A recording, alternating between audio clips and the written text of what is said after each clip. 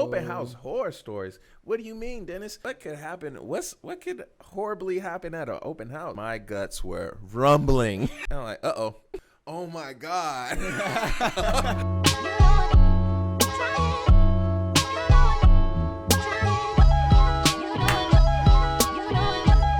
Thunderous clap. I'm a thunderous woman. Well, all right. Hey, we're going to keep that. Guys, you're back, tuned in with the Real Life Realtor podcast with myself, Dennis Scott. Vanessa Estrada. Sirrom Alizem, your favorite realtor, man. For sure. And today we're going to be talking about why 1/3 of couples buy homes before marriage and 6 things you should ask yourself before diving in that pool because the water's cold. We're also going to be talking about when to fire a client. This is more so for our realtors out there because, oftentimes we work with clients for years and years and years and years. Not to say you should give up, but in some situations you should know when to quit. And our third and final topic, we're going to be talking about some open house horror stories. Yikes. And I have a doozy of a doozy for you. Damn. So we're going to start off talking about how 1/3 of couples are buying homes before marriage. Now, this is a very interesting subject. That's about 41% of 18 to 34-year-olds are diving in those waters without the security of marriage. So, Vanessa, you want to go ahead and tell the people the 6 things they should be concerned about? Yeah, well, we just quickly want to talk.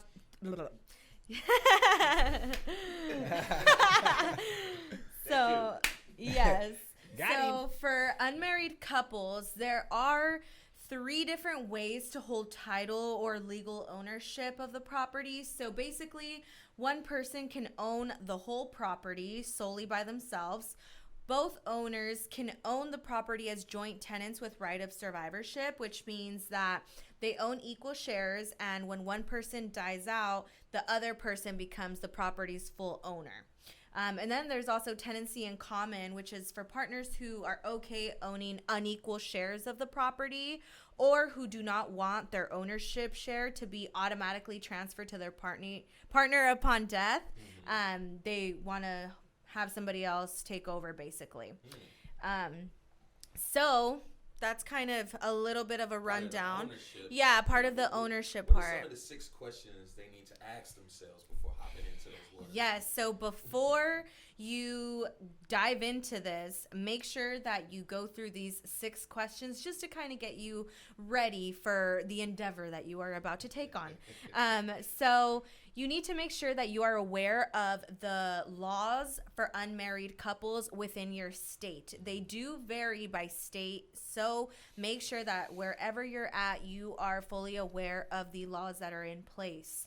Another thing that you should also consider is what should be included in the property agreement. So you need to talk about things such as, what if we break up?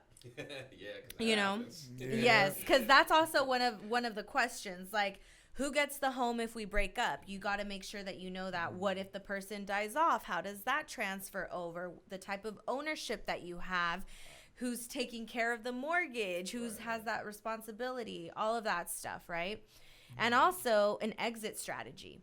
What if things don't work out? How is everything going to be divided? Are you going to fight for it in court, or are you going to have something already in place to protect yourself, And then another question is, what if I'm not on the mortgage? So what if your partner is the person that is assuming the loan and you're on the deed, but you're not on the mortgage? If you're not on the mortgage, you do not have the responsibility of paying back the loan. So whoever's on the loan is the person whose responsibility it is to make those payments and etc. But within that, you can also figure out who's paying what. So it gets a little into the nitty gritty, but you guys can figure that out. And then we already talked about who gets the home if you break up, what happens if one of us dies. What if we're planning to get married eventually? Ooh. Yeah. Yeah, you know what? That reminds me of an Instagram question via the Real Life Realtor podcast on IG. Make sure you guys follow us. Yes. So the gentleman asked, hey, man, if I'm getting married, or excuse me, if I'm going to go out and purchase a home and then I plan on getting married, if for some reason or another I get divorced, what happens to the home? That's a good question. Yeah. It's a good question. It's a valid question. Yeah, and since we don't give legal advice or tax advice, I always like to let my clients know that whenever you're planning on purchasing any types of home, definitely seek counsel, legal counsel. Yes. However, I always suggest asset protection, which comes in various ways, but I always suggest putting it in a trust. Okay. That protects the asset from anybody coming in and taking it. Otherwise, if you purchase a home and you get married and you move her in and she does anything, to make that house into a home. Anything. Right. Oh, yeah. Right. Anything like that. Gets mail there. Yeah. Starts, It becomes community property. Unless you have any type of structure set up, it's going to be community property. And if you get divorced, she gets half. 50-50. Sirrom, I have a question. Community property, that doesn't mean all the neighbors get it, right? What does that necessarily mean? Not unless you got all the neighbors moved in. Shoot. No, but community property essentially is just a way of saying that you share this property in a commune, community. Yeah. Okay. So it's between the two. I mean, if you have children, so on and so forth. But essentially, it's just community property. Right. Mm-hmm. For sure. And that Instagram question came in at the same time almost as this article was published, saying how 1/3 of 18 to 34-year-olds are getting a home before marriage, which in my opinion, I feel like oftentimes that happens due to necessity more than anything else. Like, okay, we want a house. We know we love each other. We know we're going to be committed and married to one another. We don't have to get married first. Let's buy this house. Huge expense. Seriously. Spend that money on a property instead of spending it on the wedding. You know what I mean? So, I mean, we live in Santa Cruz County where the median home prices out here is $1 million plus. Right. So if you're willing to go out and purchase a home, million something before you get married, which is a fraction of that. Right. Yeah, but we got to think about people. Not everybody listening to us lives in this area, Right. So sometimes inner California, literally homes are $300,000. Yeah. Yeah, no, for sure. And a wedding. Like, say for instance, you're in the valley, you're more inland, you're in the Modesto, Sacramento areas, where it's more affordable to purchase a home. I can see how 3.5% on $400,000. I feel like two people can do that and benefit from becoming a homeowner and cash out, build that equity, and then say, okay, now we can go crazy with this wedding. You know what I mean? You could go crazy and buy more property. And that's what I'm thinking. I'm trying to multiply that. The wedding can come later. Seriously. And one thing that we have to mention, which is our second topic that, Sirrom, we're going to let you go ahead and start that off, is when to fire a client. Now, that sounds weird, like fire a client. That sounds like, whoa, you don't do that. Clients fire you. Right. But, we have the power to do the same. So, Sirrom, let's for sure. Well, it's interesting, using the word firing is actually inaccurate. Because we don't actually fire them, but we can mutually agree to dissolve our agreement between one another for me to represent you and for you to be represented. Right. So, there was a time that I was working with my clients, and the thing is that, again, we always try to stress, working with clients, there's a lot of back-end things that happen. There's a lot of legwork. There's a lot of driving, a lot of phone calls, paperwork, research. There's a lot of time invested. For sure, a lot of time, and that's time that I'm not being compensated for right away. That's something you get. That's on the back end. So anyways, I was doing a lot of legwork, going here and there and everywhere, working with some clients, and they were retired, so they had a lot of time on their hands, and they were really ready to move. And so I was doing my darnest to try to make it happen. So I actually had them as my clients on the buyer side, which was going out helping them find a property they want to purchase. Yeah. At the same time, we were listing their property to sell so they can make that purchase, which kind of, is a sense of that their purchase is going to be contingent on them selling their home. So again, them being retired and ready to move all the time, they were bouncing around. They would call me like, hey, I'm ready to go check this house out. And so when I work with my clients, I like to give all my clients my energy, my time, so I could work for them and do it properly. So I try to, let them know, hey, I will set aside a set amount of time for us to figure out where and when we can go check out these properties. But I also have to call these other agents and find out what's going on as well. So I can't just stop everything I'm doing to come meet you because you've seen something online. So, and to that note, there's a lot of homes on the market that are owner occupied, which means that we need to get in contact with the other agent, and they got to talk to their seller and see, hey, can you do this time? So a lot of the time we're waiting on a response too. And to that point, I literally had that same, and I'm going to let you finish this. Last weekend, the client wanted to view a home, and it was tenant occupied, and they needed a 48-hour notice. Whoa. We scheduled it 48 hours in advance, and the tenant declined us viewing the property. So things of that nature, that happens often. So the more advance notice, the better. Yeah, no doubt. And so, that's things that you guys don't see on the back end, and it's, we're dealing with it's like customer service. We're dealing with people from all backgrounds and all stages in the game. You feel me? So, but anyway, so essentially what happened was they were ready to pounce on something, and I'm trying to make the sale of their home. They called me up to go view a home, and I said, hey, look, I can't make it right now, but I can call and schedule something. Long story short, essentially they weren't too happy about that. And so they ended up going to some open houses, found a property that they liked, and went ahead and spoke to another agent. The agent at the open house. The agent at the open house to make an offer on that property. So they wrote up an offer on this property and didn't call and tell me none of this. Did you have a buyer agreement in place? So I did, because this is, as agents, as realtors, we also have to protect ourselves. We have to protect our investment. I'm investing a lot of time and a lot of energy, like I mentioned up front. So this is a way for me to not only protect myself, but also protect you as my client. Yeah. Because there's a lot of things that happen legality-wise that protects you for me representing you along in your path to purchasing or selling a home. So anyways, they made an offer on a property, didn't tell me.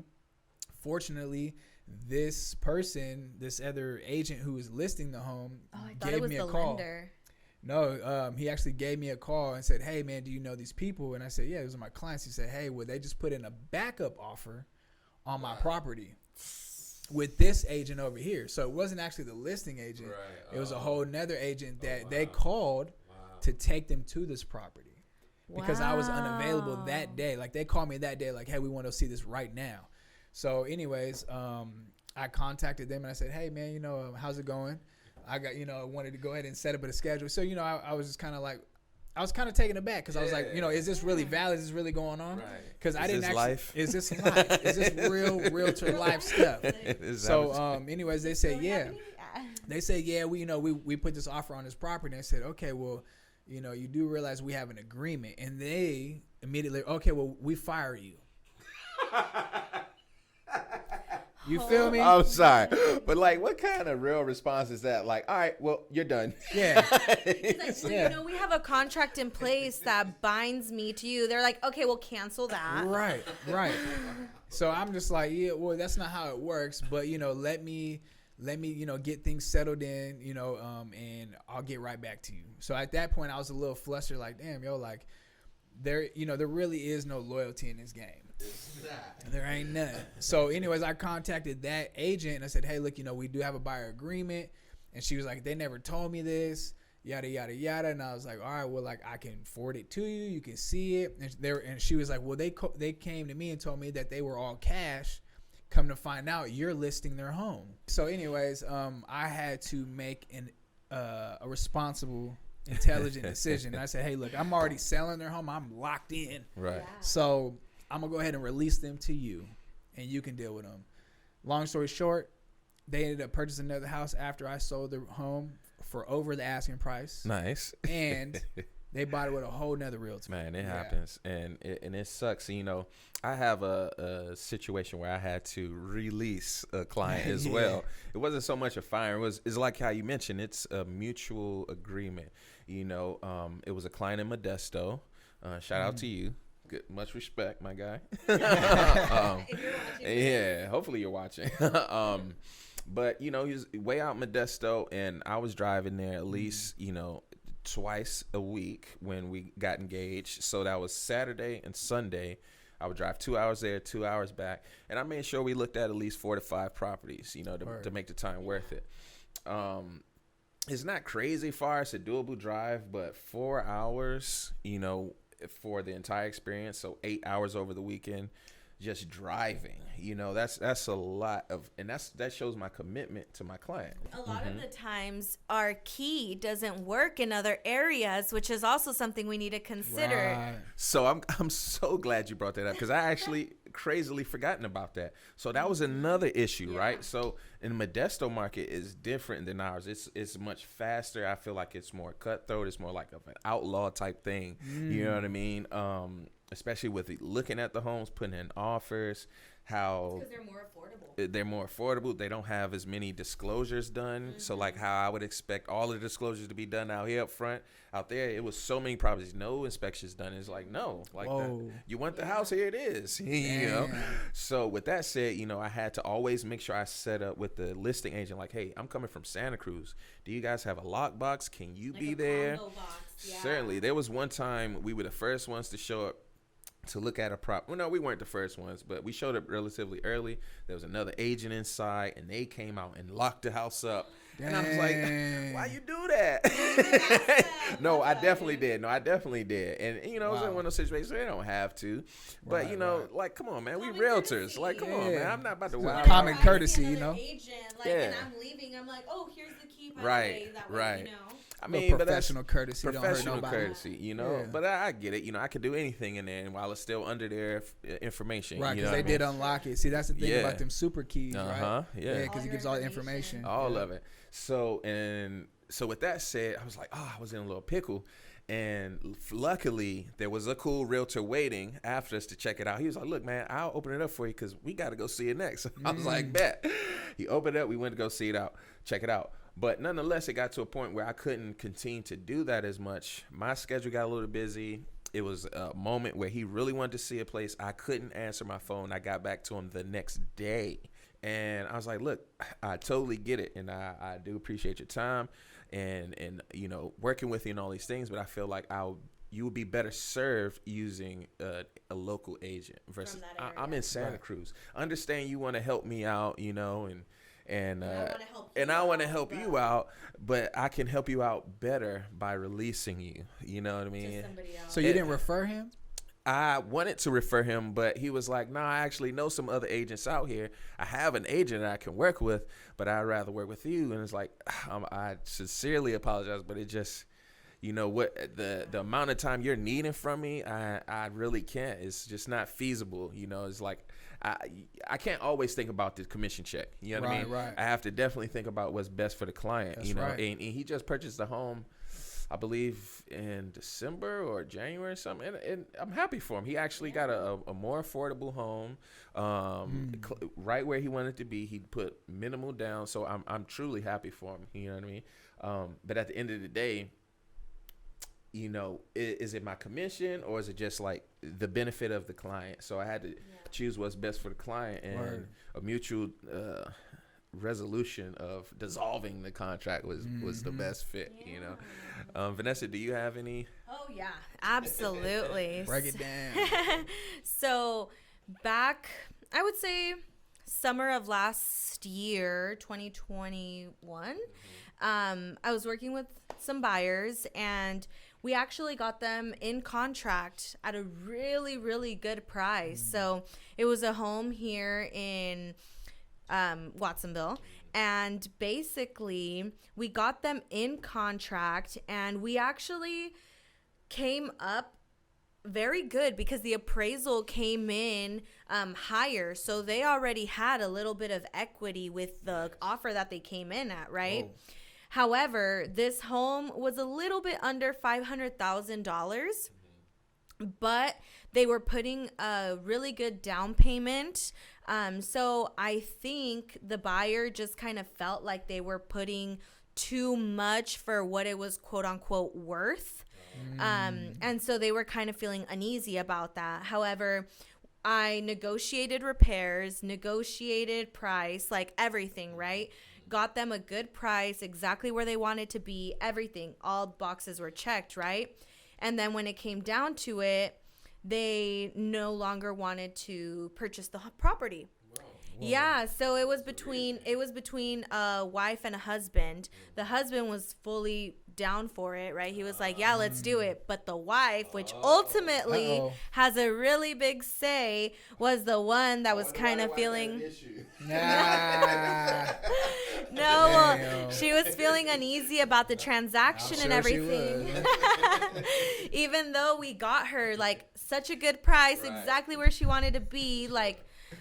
And it's funny because a couple weeks ago, this house, so after we got out of contract, I had gone above and beyond for these clients. We went to Los Baños. We went to, yes. So like I was traveling like way out of our area, looking in this area, got them in contract, did everything, negotiated, did everything I had to do. And at the end of the day, they still didn't want to make the commitment, right? Which, I mean, of course, it's up to you, right? So, of course, you can do what you want. But I just felt like I did everything in my power to help them. And at the end of the day, they didn't want to do it. So I just couldn't invest more time and effort into that when I had done everything, basically, right? And so I just kind of let them go, felt like they weren't ready and in a position to make a big decision like that. So it didn't end up working out. And it's actually funny because that property that we got in contract under $500,000 was taken off the market. Oh, wow. Re-put on the market this year, and it sold for well above the price that they had gotten it for. And that just shows like where the value is, you know what I mean? And so it was a bummer, but I mean, it happens. That's right. Yeah. It happens. And that's funny, you know, and then I'll get into our next topic. How you take buyers to look at properties early on, you know, last year, the year before, what have you, and they're being very specific about what they want in their first home. And then you go and show them the same properties we looked at before, and you show them how much equity they could have started to gain, how much that property is worth now. And then they start to get the picture. Oh, wow, that's what I could have earned. Like, I should have bought a long time ago. Seriously. Right. Yeah. I literally did that this morning. And it truly helps a whole lot. But what we're going to do now, we're going to talk about some open house horror stories. Open house horror stories. What do you mean, Dennis? Yeah, shit happens. No pun intended houses. On that one. Now you probably wondering yourself, what could happen? What could horribly happen at an open house? You know, there are tons of things. So I'll just talk about my situation, and it's probably the best one out of the three of us. But Sirrom had his listing up in Seaside, and I was like, hey, homie, let me go ahead and host an open house for you. He was like, for sure, you got it. It's like, all right, cool. So host this open house. I think maybe 4 groups came in, maybe 4 to 6 groups. I can't remember the exact number. It was about 4 hours long. I can't remember the length of the open house. About 3 to 4 hours long. And, you know, while you're there, you know, you want to make sure that you're being mindful and courteous of the home. You're not letting anyone come in there and use the bathroom. Or just, you know, make sure people put their booties on and everything. Shoes off. Shoes off, you know, things of that nature. Right, respectfully. You know, but as a realtor, as a professional, you're there for 4 hours. You know, if you have refreshments or snacks there, you know, sometimes you consume that. You know, you're talking to a lot of people. You get, you know, a little dry mouth. You drink. You consume your, you know, the food from the night before, or whatever. You know what I mean? So for this particular open house, it was done. It was probably like the last half hour. Nobody showed up. I'm in there. You know, waiting around, waiting for that thing to end. Because my guts were rumbling. Damn. You know that scene on Friday when Smokey was knocked on Craig's house? You know, let me use the bathroom. He's like, is it number 1 or number 2? You know what I mean? I had one of those situations. So I used the bathroom. You know what I mean? Successful. I'm like, what a relief. I still feel so much better. You know what I mean? Clean myself up. Go ahead, flush the toilet. And I'm like, uh-oh.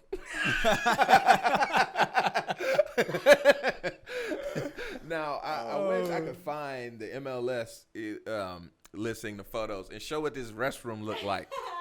Because fortunately for me, and I say all things happen for a reason, because it's so fortunate how this bathroom was set up.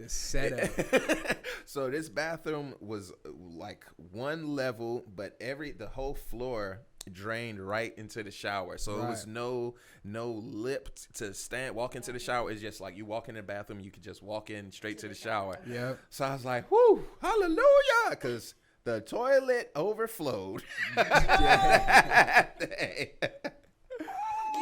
so lucky that Seriously, dude, I don't know if it was too much tissue or too much girth in too many grains. I had some kale the night before.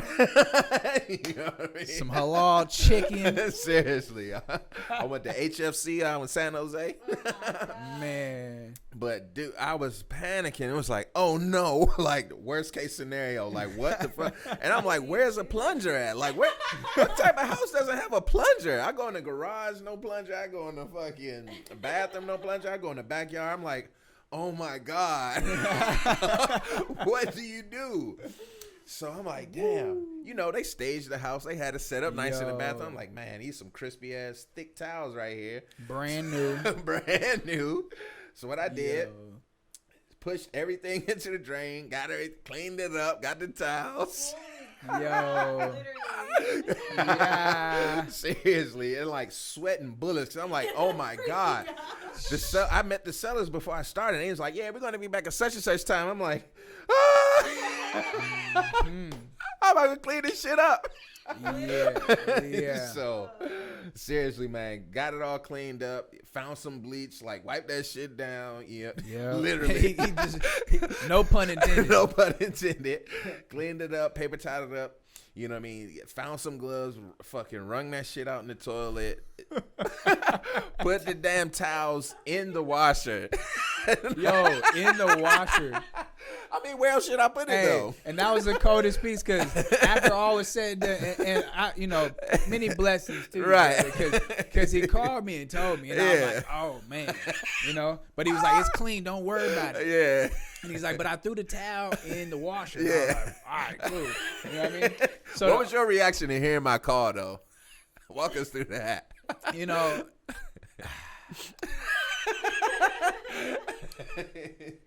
Again, you know, I was very thankful. You feel me? But initially, I was like, no, this motherfucker. Like, I'm being punked. I'm like, dog. And at first, I thought he was bullshit. You know what I mean? For real. Because I was like, nah. Because when y'all see this house, it was clean. Yo. We're going to add a picture. We gonna have to. It was brand new carpets, brand everything. So when he's like, it overflew, I was like, nah, no carpet. You know, I'm like, no. You know, and he's like, no, I got it. It's good. I'm like, all right, cool, man. You know what I mean? So I get off the phone with him. And then the owner show up. Oh, how'd it go? I'm just giving them an update. All like people showing up, and they're like, "Yeah, by the way, we can't find our hand towel. It's brand new." And I'm like, "Oh, okay. Well, I'll call Dennis." And they're like, "Yeah, something's wrong with the toilet." And I'm like, "Oh man." You know? I'm like, "You know what? I don't know, but I will find out." Anyway, so I had to call them and say, "Yeah, they know, man. They looking." So I was really thinking that they were gonna be. I think that's why, like, initially when I got the call from you, I was like, damn, things happen. Yeah, I get it. Right. But How are they gonna react? Yeah. Because we two brothers. Right. And they were not. Yeah. So I didn't know how they were gonna react. Right. You feel me? Because like they had me the day before. Right. And then I bring my brother that was the day they met him. Right. You feel me? They met my comrade the next day. So I'm like, yo, I don't know how they're gonna react. Right. And I think I was worried about that too. Like, damn, I hope I ain't mess up this man. Listen. Yeah, because there a lot of work goes into getting listens. Right. Man, you know what I mean? Like, these people are trusting you with their home. You know what I mean? Right. And like, yeah, for real, because you trying to sell it, and then if something were to happen to the plumbing, that's just coming out of your check. You know what I mean? Like, Everything must stop. Oh my god. So, but once I told him, I was like, yeah, something happened, whoop, whoop. The toilet overflowed. And they were like, yeah, we shut the water off so no one would use it. There was a sticker on there. You know what, now that I remember, it was. Now that he remembers. It was. Yeah. But they told me it was a sticker so no one would use it. They didn't tell me that the water. Yeah. I was like, I'm thinking like, oh, I can go ahead and take a piss at least. Yeah. Man. Pinch that loaf. Yeah. So, yeah. Oh my God. Well, mine's not as exciting as that. Shit, yeah, mine's not as exciting as that at all. Jesus. Y'all, that was eventful. That was eventful. No doubt. Oh my God. Mine is completely on the other end. My open house horror story. I was holding an open house for one of our listings, right? Tell me why this house has been abandoned for years. Oh, okay. Is it the one 666? Yes. Okay. Smells like water damage, mold, like funky stuff, right? One of the people that lived there passed away in the home, right? R.I.P. Passed away of natural causes, like nothing crazy, didn't get murdered there or anything, right? But it's still kind of uneasy for me, right? I'm still kind of like, I don't know what kind of energy is in here. So I was like, I'm going to stay outside. I was like, I'm going to stay outside. You did the open house outside? I did not walk into that house until there were clients to walk in. Well, I went in there in the beginning to turn on the lights and open the doors, windows to get the smell out, air it out. Yeah, but besides that, I was outside on the little bench waiting for people to come and had everything outside because I was like, I'm not sitting in there. By myself, imagine. And then when I was walking in there, like I would hear noises. Maybe it were house settling noises because it's wood, but that's not. I'm not trying to be around all that, Being by yourself. Oh man. Yeah, no, I'm not trying to have anything attach itself to me or anything. Not saying that it would, but I just don't want to take that risk. Did you bring any crystals with you? I did have my crystals on me, but I was like, I'm gonna stay outside and I'll just walk in there with the clients when they come in. So whenever I was with people, I was fine, but having to open up and close up, like that was scary. Like I would call somebody and I'd be like, oh yeah, I'm just packing up, but like I was low-key just not trying to be by myself. Wow. And the address is 666, so that's also it's a little I was a little questionable. So I just didn't want to risk anything, but that was one of my horror stories. That sounds like the setting of a horror film. It's like how a horror film starts. Right. You know what I mean? Exactly. You're at 666. Like, wow. Yeah. What about you, Sirrom? I don't think either of you guys could top mine. What do we share the same open house horror story? Shoot. Oh my God. Yeah, I couldn't even, you know what I mean? That's like, that's the creme de la creme. You're like, that's it. That's it right there. That's it right there. Yeah, you know what, though? What are some of y'all's highs and lows of the week? Yeah, good. Yeah, I was about to bring that up. So for me, one of my highs and lows are under the same category of door knocking. Okay. You know what I mean? So this past week, you think it's chill? Drop them gems, man. Hey, I'm gonna drop a name. Anyways, I don't want to sound too excited, but I kind of can't believe it. You know what I mean? Because this individual is highly decorated. He's a man of stature in the community, in the industry, especially within Keller Williams. Very well known, especially in Scotts Valley. He's number 27 out of 188,000 Keller Williams agents in the whole world. Yeah, international. The one, the only, Robert Aldana. You know what I mean? Like, seriously, he has taken a liking to Sirrom and myself and is a mentor. He likes me too. Yeah, for sure. You know what I mean? Just put it out there. You know what I mean? But, taking on a mentor type role and personally went out with us to do some door knocking and has given us a tremendous amount of value. And with that, last Tuesday we did some door knocking, and the second door I knocked on, the guy was like, yeah, I'm interested in selling my house. Come on in. Right. Couldn't believe it. I was like, what? Yeah. You know what I mean? So it was me, Robert, and Sirrom, all three of us went in there, and got a listing appointment out of that, you know. Next day came over and did my listing presentation. Well, not the very next day, you had to reschedule, but 2 days later came, did my listing presentation. And, you know, we're going to be selling this house in a few months. And my low of the week is the very next day. The very next day, I go out to door knock again. Same neighborhood, just finished off the list.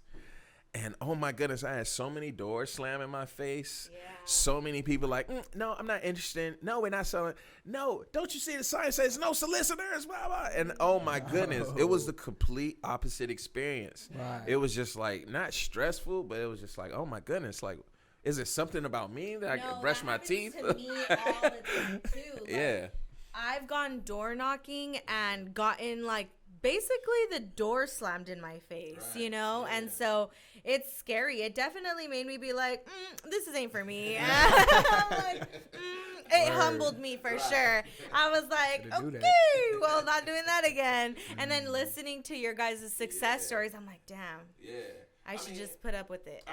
It's a game of numbers. You really just got to, you know, it's like, okay, I got to do this many doors or this many calls to get a lead, you know, and it's really like, shit, what are you willing to do to make that, you know what I mean, to make that happen? So, Vanessa, do you have any thing you want to say for your highs and lows? Yeah, one of my lows that actually just happened today. So this is a fresh wound, you guys. Okay. So ain't even got no scab on it. This weekend I went to go show property and everything. We found a house that my clients wanted to write up an offer on. So I was like, fantastic. Let's get the disclosures. Let's get the offer written up and signed, and let's send it on its way, right? So we went to go see this property on Saturday. Texted the agent for the combo code because they didn't have a lockbox. They had a combination code. So got the green light to go check it out. After the showing, I called them back and I was like, hey, clients are super interested. Can you send me any disclosures that you already have on hand and available, right? Didn't hear back. Sent him a text to make sure, you know, that he got the message. Didn't respond. Sunday, call again. No answer. This is a listing agent? Yes. Yeah, man. Yes. But then again, like the property, it was a mobile home that needed help.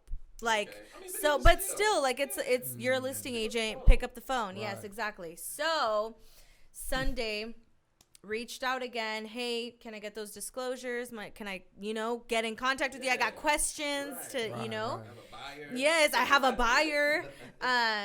Still nothing. So at this point, I'm letting my clients know, like, hey, I'm doing my end of the stick, but the other agent is unresponsive, basically. So then this morning, I always check the MLS to see what new stuff has happened on the market, right? This home went pending this morning. Ooh. So basically when a property goes contingent, it means that the offer that they accepted is contingent on certain criteria being met. Right. When it goes straight to pending, that means there's no contingencies, just let me buy it type of thing, right? So all cash. So it went straight to pending, and the agent never got back to me, probably for the reason that he already had an offer that he knew he was going to accept. But it's like, just let me know. Just let me know. We need communication, you know? So that was definitely a low that I'm licking my wound right now with. But a high. One of my clients went to go to open houses this weekend without me because I was running around crazy doing open houses, showing property, doing all of that. But she found a property that she wants to write up an offer on. So we're going to get that going for her. So that, I mean, can't complain, you know? Yeah, seriously. Yeah. No, that's what's what about up. you, Sirrom? I know you got some highs and some lows. Man, more highs. I'm trying to keep it on a high. Shoot, can we get much higher? Yeah, actually, I was just debating right now which law I wanted to talk about. But I'm gonna keep it real estate related because matters of the heart are serious. Yeah. But I have a client who needs temporary housing. So it's a I am not in property management. I'm a realtor. I help people acquire property or sell property. So every now and then I get clients who need help with temporary housing. They're looking to purchase or they're looking to sell. They're trying to do some maneuvering, and they need something in between to hold them over. So I doing the best I can, reached out to all my network, just calling here and there, and I found a few appointments for just to go check out some rental properties. And for some reason or another, my client was unable to make them. So not that big of a deal. Right. But it's like, come on, man, I'm trying to help you out. Yeah, because I'm like, you're my client, and I'm willing to go out on a limb and make these calls and do these things, just to help you out, because I am here from the beginning to the end and beyond. And beyond, yeah. You feel me? Like, it's not just let me help get this money, this transaction, and then you'll never see me again. Like, I really want to leave a great impact and know that I was able to serve you in the best way possible. Because, that's kind of my goal as a realtor. It's not kind of like what you said earlier, it's not always about the paycheck. It's about our clients. Right. And that's a part of having an agreement with your clients, is that we are held legally as your fiduciary. Fiduciary duty to our clients. When I sign that, when we have an agreement, fiduciary duty. So anyways, he was unable to make them. And his wife was very upset. Right, I bet. She was upset. Yeah. And it kind of like was almost like it fell on my court. Oh, wow. And I was just like, whoa, and then obviously, like, I ain't finna, right, yeah. I ain't finna rat the homie out. Yeah, you know what I mean? So I was like, my bad, right. I took that one on the chin, I took it on the chin. Yeah, sometimes you got to. Yeah, and I don't like taking it on the chin, because you see this face. But anyways, so, that was kind of like, that was kind of a bummer. Right. But a double high on that is that I had helped another friend of mine actually get, I lost a listing. I tell all the F's on my report card. I lost a listing, but I ended up helping a friend of mine end up getting a rental through the property that I lost, because it was a multifamily unit. So anyways, he was able to get a rental through that process because I was in the mix. You talking about the one on across the street? Okay, wow, nice. You made that connection? I made the connection, That's man. so good. And he had been looking for months, and like he didn't ever tell me. That one was empty for a while. That's so good, man. And he never told me. And we were just chopping it up one day, and he was like, "Yeah, man, I'm still looking." I was like, "You still looking for what?" Yeah. You know what I mean? I was like, "Man," it's like, ding. Me being who I am, and I don't get nothing out that deal but helping the next man. Right. Yeah. So I did that. You know what I mean? But that goes a long way. A long way. Yeah, especially you help someone in their time of need, and you're not looking for anything personally out of the situation. And I feel like that's what separates certain realtors, from the rest. Like, you can't always be transactional. Right. It's like, because this is a relationship business, and when it comes down to it, it's like, what relationships are you building, and how are you servicing your clients? Like, you just doing that, connecting. You help two people. Excuse me. Because the seller, she couldn't fill that rental space. Right. You know what I mean? And the buyer needed a rental, couldn't find one. Like, oh shit. Right. And not only that, this unit was empty and it had been gutted. Yeah. So the floors were gutted, everything was gutted. Not only that, like, I also did a lot of research and sent like contractors and stuff to like give her quotes and bids on what would, how much it would cost to replace the flooring and all the little small repairs. So like, I was going down that path of trying to help out, and then she ended up like, going a different route. Right. But again, like, I was still able, like you said, to kind of do a double help. I helped both of them out. Hell yeah. No, that is, man. And that shows your value. And they're definitely thinking about you if anything else happens. It's like, man, Sirrom was such a good dude. He wasn't even looking for anything. He actually helped me. Right. Let me help him. If you don't help me, help you. Like, the universe will reward you for that. When you're not looking for selfish reasons and you're doing it really for the benefit of the other person, like, that shit comes back to you. For sure. It does, seriously. Well, I feel like this was a really good episode. We got to talk about a couple things. We talked about couples buying homes before marriage and things you should consider before diving into that. Yeah. We talked a little bit about learning when to release a client. For our realtors out there, don't feel like you are indebted to, like, you know, your clients. Your time and your energy is valuable as well as our clients. So if you feel like if it's not serving you anymore, trust your gut. And we also talked about open horror stories. Open horror stories. She getting a little crazy. Open house horror stories. It's because I'm still about mine, but yeah. So we got to give you guys a lot of insight. Let us know what you guys thought in the comments down below, and if you guys have any suggestions, make sure to leave them down as well. And keep sending them DMs, man. You know, any questions you guys got, any topics you guys think of, you know. Definitely send those in, and we'll do our best to answer them in a timely manner. Yeah. All right, guys. See you next time for Real Life Realtor Podcast.